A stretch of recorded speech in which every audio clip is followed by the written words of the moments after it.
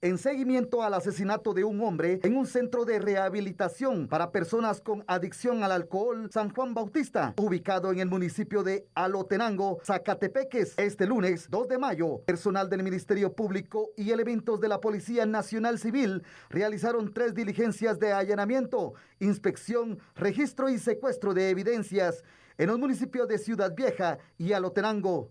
Las autoridades confirmaron la captura de Luis José López Pamal, encargado de dicho centro de rehabilitación, señalado de ser el presunto responsable del asesinato de un interno con problemas con el consumo de licor. Según el Ministerio Público, el referido centro de rehabilitación operaba de forma ilegal, por lo que ordenaron la clausura del mismo. Dentro del mismo centro de rehabilitación se encontraba en tratamiento Faustino Cabrera Monroy, quien también fue capturado por tener una orden de aprehensión vigente por el delito de responsabilidad de conductores.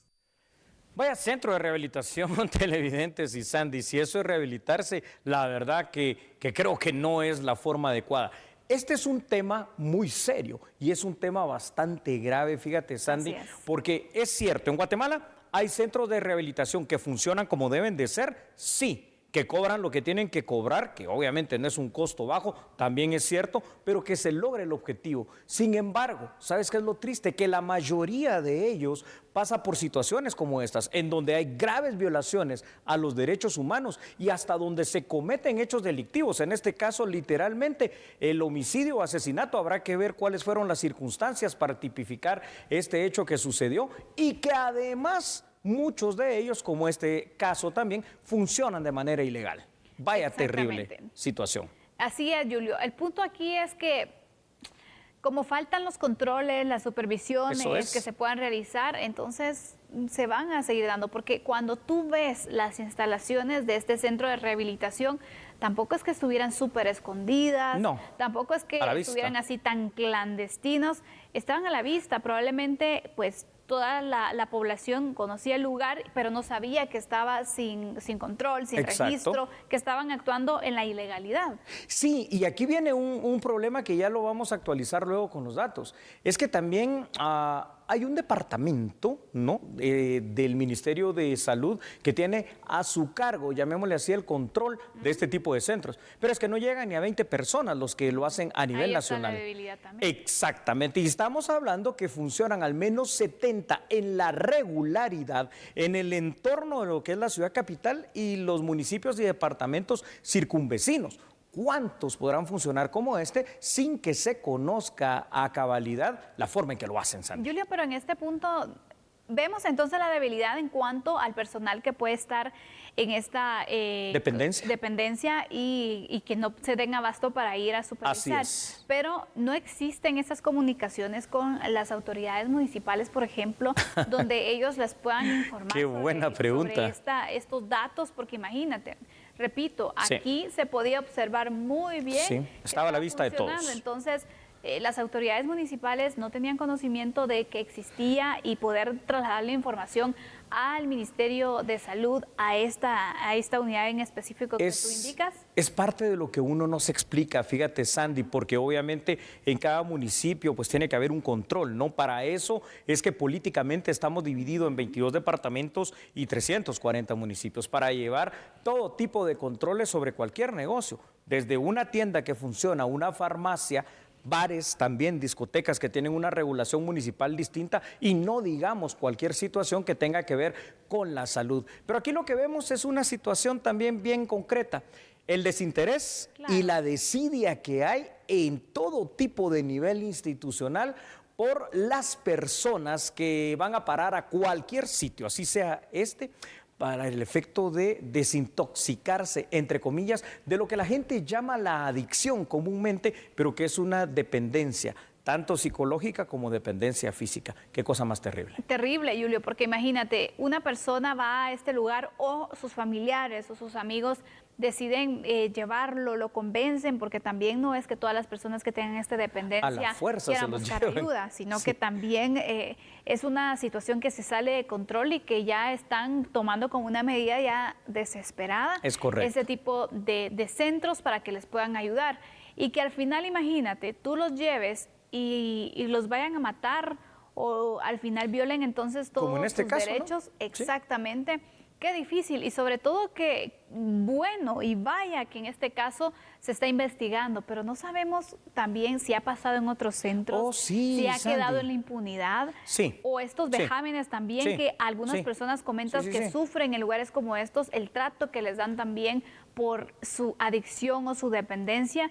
Y al final no lo denuncian porque les da vergüenza, les da pena. Les da miedo. Y antes de los datos, fíjate, Sandy, y usted, por favor, televidente, tenga bien claro esto. Hay muchas denuncias, tanto en la Procuraduría de los Derechos Humanos como en el Ministerio Público, de verdaderos centros de tortura, ¿no? En donde tienen a la gente durmiendo en el piso, en donde ponen a la gente amarrada, fíjate, de sus manos o de sus piernas para que les empiece supuestamente a pasar aquel síndrome o síntome de abstinencia, lo cual obviamente de esa manera no es. Hay mucho hacinamiento, hay poco control y en todo caso lo que reportan es que no hay actividades reales de rehabilitación, sino que en todo caso por ahí alguna charla semanal que alguien llega a dar de cualquier denominación religiosa, y lo que sí hay realmente es una serie de malos tratos, incluyendo hechos delictivos como la forma que tienen algunos de estos centros que funcionan en la ilegalidad de ir a traer jóvenes, particularmente a la calle, que están ahí por alcoholismo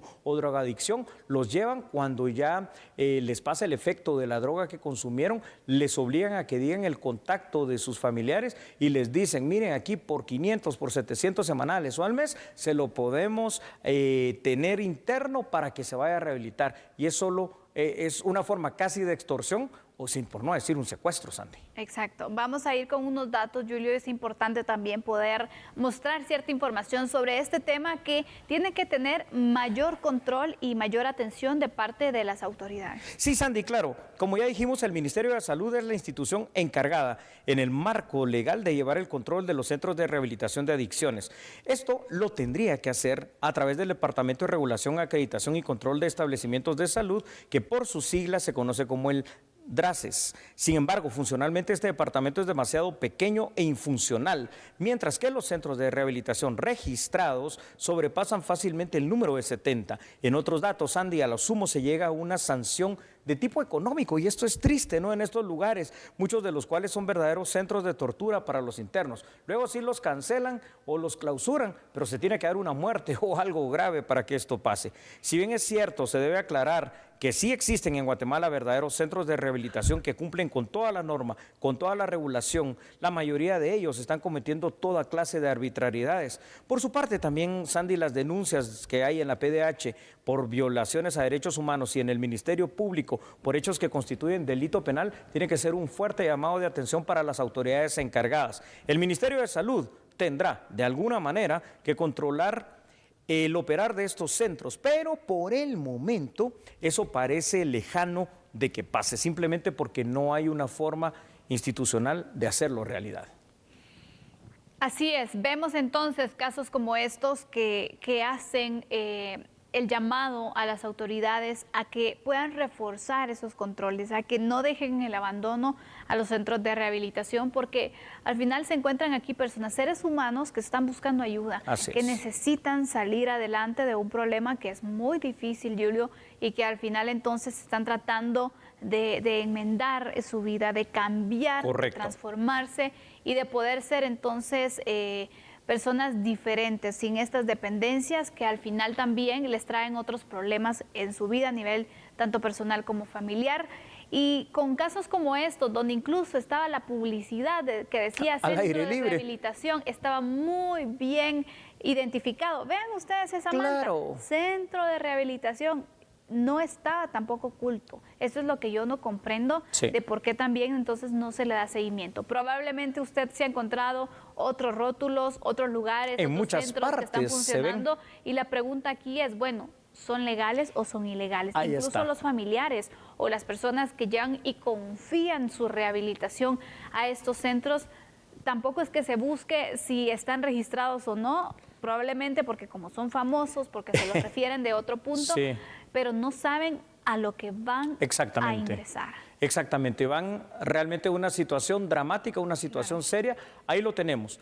Otro de los problemas que tenemos que controlar, que tenemos que hacer cumplir bien la ley en este sentido y que tiene que servir esto de ejemplo para que se tenga mucho, pero mucho cuidado al escoger uno de estos, entre comillas, denominados centros de rehabilitación, que por pocos quetzales lo que van a ofrecer es un centro de tortura.